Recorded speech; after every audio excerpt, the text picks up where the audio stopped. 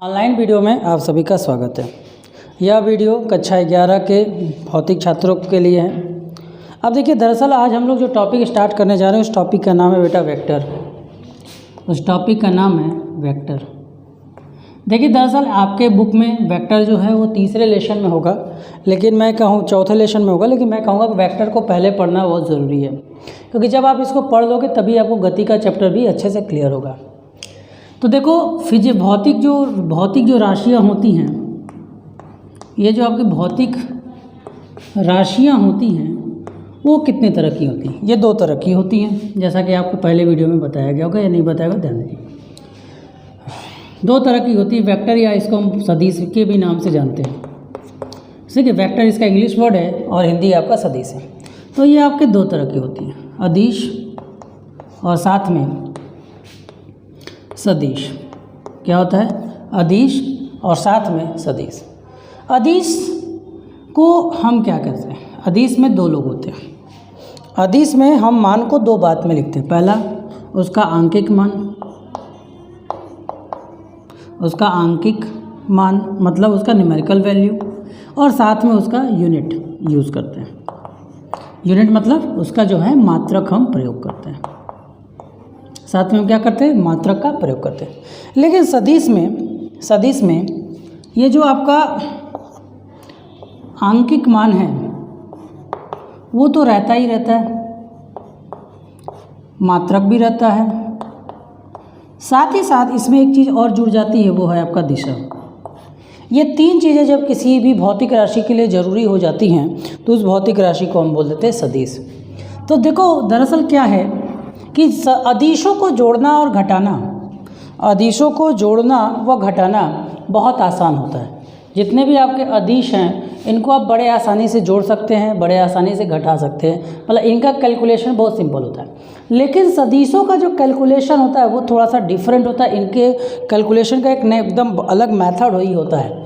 तो देखो, दिक्कत आपको सबसे ज़्यादा अगर कहीं पर आएगी तो वो क्या आएगा कि सदिशों को हम कैसे जोड़ें। जैसे अभी आप आगे चलोगे तो बल वाला फार्मूला आएगा, तो बल में आपको दिक्कत आएगा। अभी आप चलोगे आगे वेग आएगा, ठीक, तब आपको अपनी तकलीफ़ें समझ में आनी शुरू हो जाएंगी। तब आपको समझ में आएगा कि आखिर इसका दिक्कत हमें क्या प्रॉब्लम फेस करना पड़ रहा है। तो वेक्टर आपका ये होता है, समझ में आया? स्केलर क्वांटिटी जो होती है, इसको अदिश को हम लोग अदिश को हम लोग स्केलर क्वांटिटी के नाम से जानते हैं। तो किसी भी भौतिक राशि को दो भागों में बांटा गया, अदिश राशि में और सदिश राशि में। अदिश राशि को निकालने के लिए आपको आंकिक मान की ज़रूरत पड़ती है, और मात्रक की, और सदिश के लिए तीन चीज़ों की ज़रूरत होती है। एक उसका मान, दूसरा उसकी दिशा। अब भौतिक अगर सदिश है, देखिए सब समझने का प्रयास करिए। जैसे एक छोटा सा एग्जाम्पल आपको देते हैं। देखिए, ये मान लीजिए आपका 3 मीटर है, और ये आपका जो है वो आपका 5 मीटर है, ये आपका 4 मीटर है। ठीक है बेटा, आपने कक्षा 11 में, कक्षा 9 में पढ़ा होगा कि विस्थापन क्या होता है। विस्थापन अंतिम बिंदु और प्रारंभिक बिंदु के बीच की दूरी को कहते हैं। किसको कहते हैं? अंतिम बिंदु और प्रारंभिक बिंदु के बीच की दूरी को हम लोग क्या कहते हैं बेटा? वो कहते हैं। अब इसका मान 5 है। इसका मान क्या है बेटा? 5। देखा जाए तो एक छोटे से अंतराल के लिए एकदम सीधा है, तो ये भी एक विस्थापन बन सकता है। देखा जाए तो ये भी एक विस्थापन की तरह बन सकता है, और ये भी एक विस्थापन बन सकता है कि नहीं बन सकता? दोनों विस्थापन बन सकते हैं, सिर्फ इस रेंज में। अगर हम प्रथम बिंदु इसको माने, अगर हम प्रथम बिंदु जो है इसको माने और अंतिम बिंदु अगर इसको माने तो ये विस्थापन बनेगा। तो क्या दो विस्थापन, मान लीजिए एक 3 मीटर का विस्थापन है, एक 4 मीटर का विस्थापन है। जब इनको जोड़ा तो इनका विस्थापन कितना आया? जब इनको जोड़ोगे तो इनका जो एक्यूरेट विस्थापन आएगा वो आएगा 5। वो कितना आएगा? एक्यूरेट कितना आएगा? 5। लेकिन आप तो 3 और 4 अगर हम जोड़ते हैं तो कम से कम कितना आना चाहिए था? 7 आना चाहिए था, जैसा हम लोग जानते हैं। तो क्या हुआ? देखो, नॉर्मली विधियों से इसको हम नहीं जोड़ सकते, तो इसको जोड़ने के लिए एक बहुत ही अलग से अलग टेक्निक की ज़रूरत पड़ गई। ठीक, समझ में आया? तो विस्थापन को हम लोग अलग तरीके से जोड़ते हैं। ठीक, अब चलिए विस्थापन को निरूपित कैसे किया जाता है। अरे विस्थापन बोल रहा हूँ, सदिश को निरूपित कैसे किया जाता है। सदिश को निरूपित करने का, देखिए ग्राफ में बात करें तो एक लाइन होता है, इसका ये एरो होता है।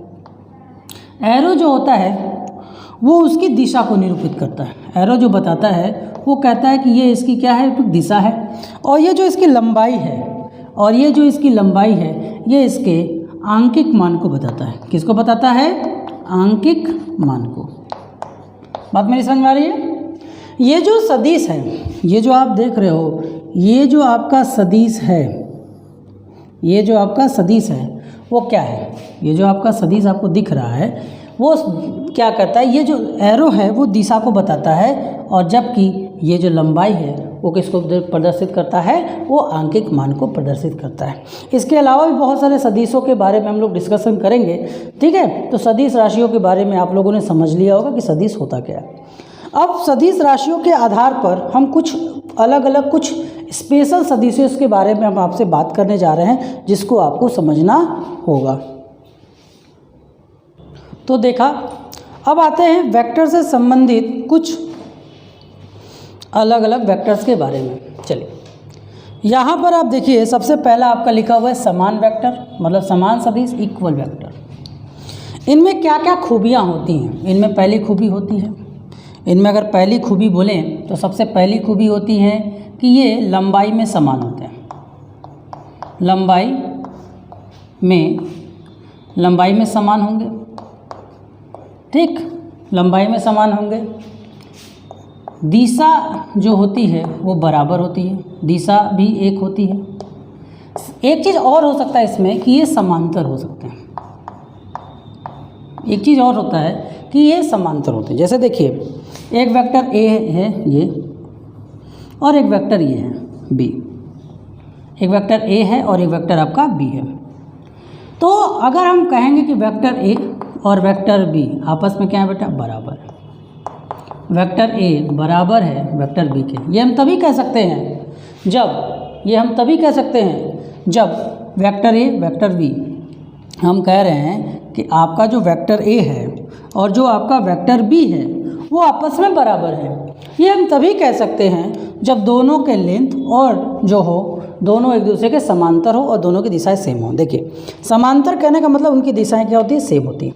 अब जैसे मान लीजिए एक वेक्टर यहाँ पर है, ये वेक्टर बी है, तो अगर हम इसको ऐसे स्लाइड करें, ऐसे ले आएँ और इसको यहाँ पर लाएँ, तो भी आपके वेक्टर में कोई परिवर्तन नहीं होगा, वो वेक्टर बी का बी ही रहेगा। चाहे देखिए, जब हमने कहा वेक्टर ए और वेक्टर बी आपस में बराबर है, इसका मतलब है कि हम वेक्टर बी को ए लिख दें चाहे ए को बी लिख दें, कोई फ़र्क पड़ने वाला नहीं। रीज़न क्या है कि दोनों की दिशाएं समान है। जैसे मान लीजिए, समझने का प्रयास कीजिए, जैसे मान लीजिए कोई ये दिशा है आपका, दो लोग अगर इसी दिशा में जा रहे हैं, तो दोनों में क्या अंतर है? लंबाई भी समान है, मैग्नीट्यूड समान है और दिशाएं समान है। तो समान वेक्टर के अंदर क्या होता है कि लंबाई में समान होते हैं, दिशा में समान होते हैं, मतलब सब कुछ उनका वैल्यू जो होगा बराबर होगा, मैग्नीट्यूड भी सेम होगा, दिशा भी सेम होगा। इसमें जानने वाली जो सबसे ज़रूरी बात थी वो क्या थी बेटा? कि ये दोनों एक दूसरे के समांतर हो सकते हैं या एक ही लाइन में भी हो सकते हैं। जैसे देखिए, ये ऐसे हैं, ये ऐसे, ये भी हो सकता है। दोनों पॉसिबिलिटीज़ है, दोनों अगर बराबर लेंथ होने चाहिए, लेंथ बराबर हो, दिशा अगर बराबर हो, ठीक है।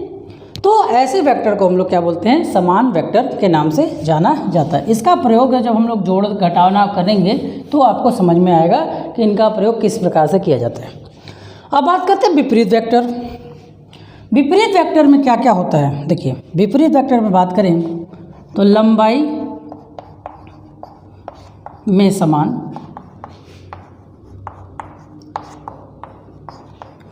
दिशा विपरीत, लंबाई में समान, दिशा विपरीत, और क्या होता है?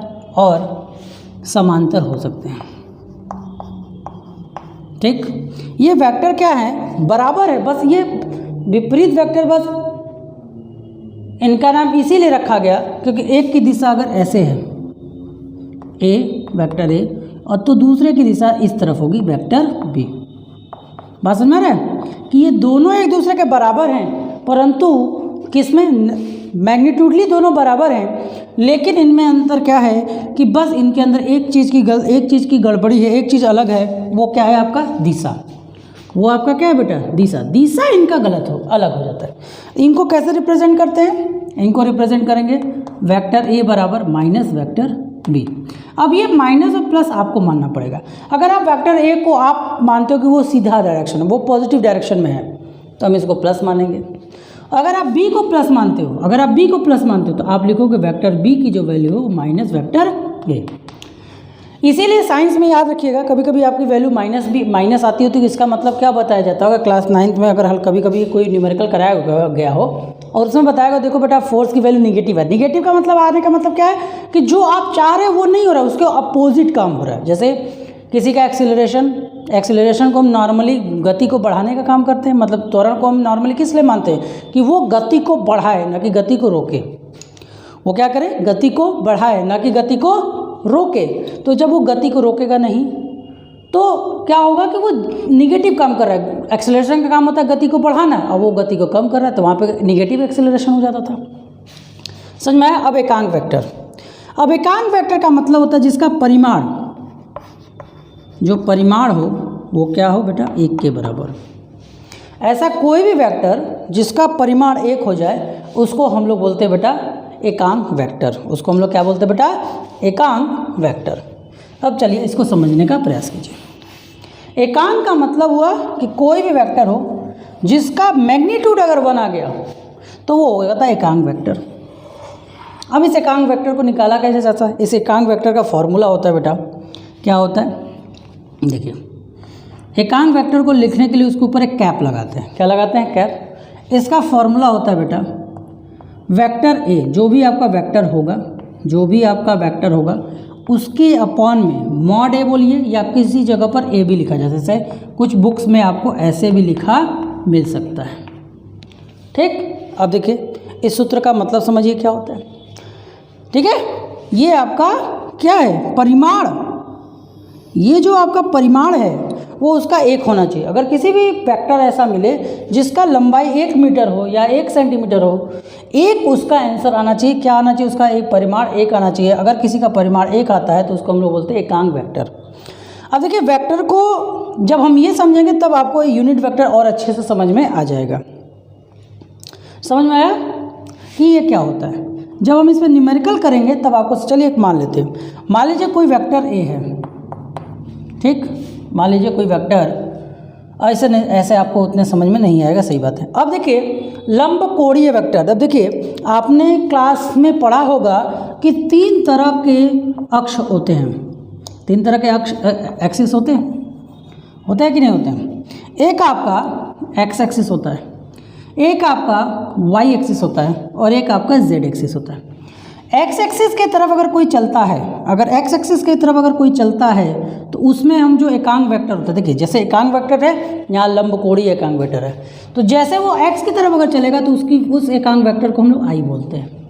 उस वेक्टर को क्या बोलते हैं? आई। जैसे कहीं पे भी अगर आपको 3i कैप लिख जाए तो इसका मतलब है जो दिशा है वो एक्स एक्सिस की तरफ है।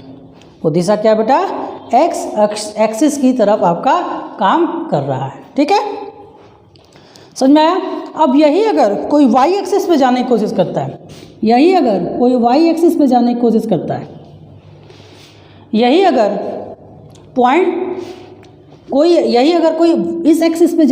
करता है तो इसको हम लोग बोलते हैं जे कैप। अगर कहीं पे लिखा है 4j कैप तो इसका मतलब वो वाई एक्सिस पे बात कर रहा है। इसी तरह इधर आएंगे तो ये आपका क्या हो जाएगा बेटा? के कैप हो जाएगा। क्या हो जाएगा? के कैप। यही अगर हम इधर आएंगे तो इसको हम लोग बोलते हैं बेटा के कैप। के कैप क्या होता है? जेड के डायरेक्शन में। और ये तीनों एक दूसरे के क्या होते हैं? लंबवत होते हैं। ऐसे ये एक्स है मान लीजिए, ये वाई है मान लीजिए, ये मान लीजिए जेड है, तीनों एक दूसरे के क्या होते हैं बेटा? लंबवत होते हैं। लंबवत का मतलब तीनों का एक दूसरे के बीच की जो डिग्री होती है वो 90 डिग्री की होती है। कितनी होती है? 90 डिग्री की होती है। इसीलिए हम लोग को, और दूसरी बात आई जो है आपका क्या? एकांक वेक्टर, मतलब इसका मैग्नीट्यूड क्या होता है? एकांक वेक्टर होता है। समझ में आया? तो चलिए ऊपर के 2 को मिटा रहे हैं। ठीक है, ऊपर के 2 को हम इरेज कर रहे हैं।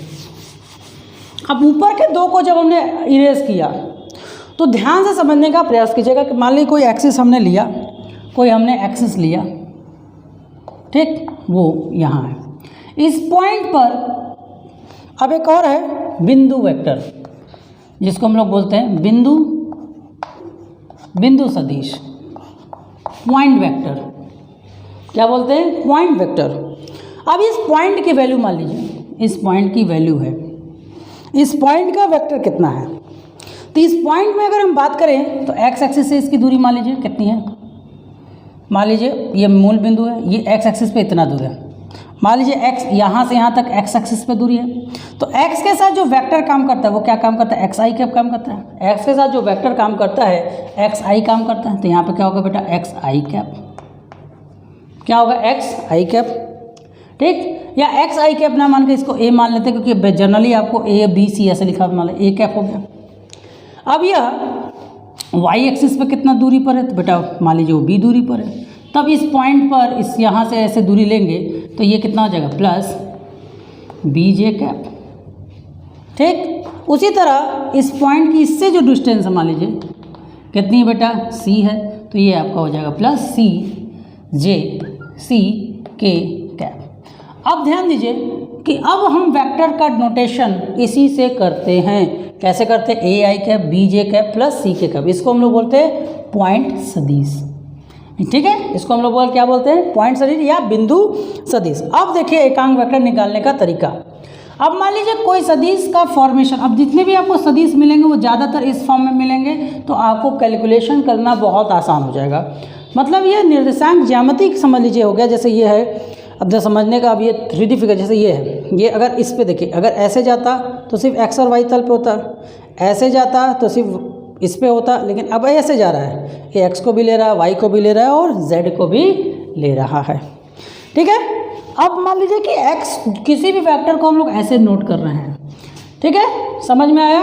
किसी भी वेक्टर को अगर हम लोग इस प्रकार नोट कर रहे हैं, अब ध्यान दीजिए, तो जो वेक्टर, मान लीजिए कोई वेक्टर ए है, कोई मान लीजिए वेक्टर ए है, ए बी सी एक लेंथ है, कोई भी हो सकता है। तो वेक्टर ए की वैल्यू मान लीजिए ए आई कैप है, प्लस बी जे कैप है, प्लस सी के कैप है, और हमसे कहा गया कि इसका आप जो है यूनिट वेक्टर निकालिए।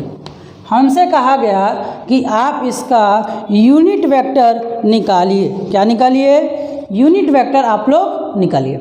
तो चलिए इसका यूनिट वेक्टर निकालते हैं, इस फॉर्मूले को यूज़ करते हैं। अब यहाँ पे जान लीजिए, इस फॉर्मूले को यूज करने से पहले मॉड ए निकालना सीख लीजिए कि मॉड ए कैसे निकलता है। मॉड ए निकालने का फॉर्मूला है अंडर रूट, मॉड ए निकालने का फॉर्मूला है under root A square plus B square plus C square, A square plus B square plus C square. इससे जो यूनिट वेक्टर आपका निकलेगा, इससे जो आपका यूनिट वेक्टर निकलेगा, इस फॉर्मूले पर आइए। वेक्टर ए की वैल्यू क्या है, A I cap plus B J cap plus C K cap, क्या है, A I cap plus B J cap plus C K cap है, ठीक। समझ में आ रहा है वेक्टर ए का फॉर्मूला। और मॉड की जगह पे हम क्या लिखेंगे, मॉड की जगह पे क्या करेंगे, तो आपका हो जाएगा under root A square plus B square plus C square. ये आपका क्या हो गया, ये आपका यूनिट वेक्टर है। चलिए अब इसका एक एग्जांपल हम लोग लेते हैं कि क्या यूनिट वेक्टर कैसे निकाला जाता है। अब इस फॉर्मूले को एग्जांपल से समझिए। मान लीजिए कोई वेक्टर ए है, मान लीजिए कोई वेक्टर ए है, इस वेक्टर की वैल्यू मान लीजिए 3i cap plus 3i cap plus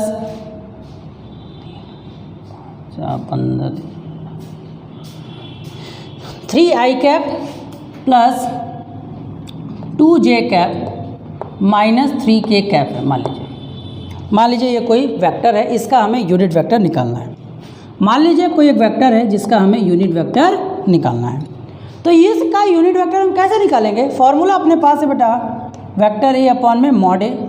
mod निकालने का फॉर्मूला आपके सामने है, हमने इस वैल्यू को रख देना है, ये इस फॉर्मूले को हमने पुट ऑफ कर देना है अगर आपका कोई भी वैल्यू इस तरह से होता है। तो चलिए शुरू करते हैं।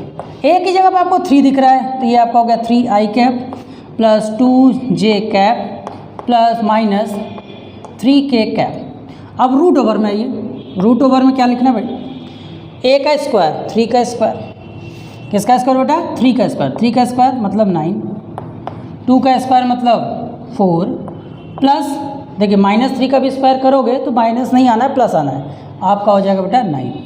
टोटल कितना आ गया बेटा 3i cap plus 2j cap minus 3k cap whole के बटे में कितना आ गया बेटा 22। ठीक, अब इसको आप चाहे ऐसे लिखें,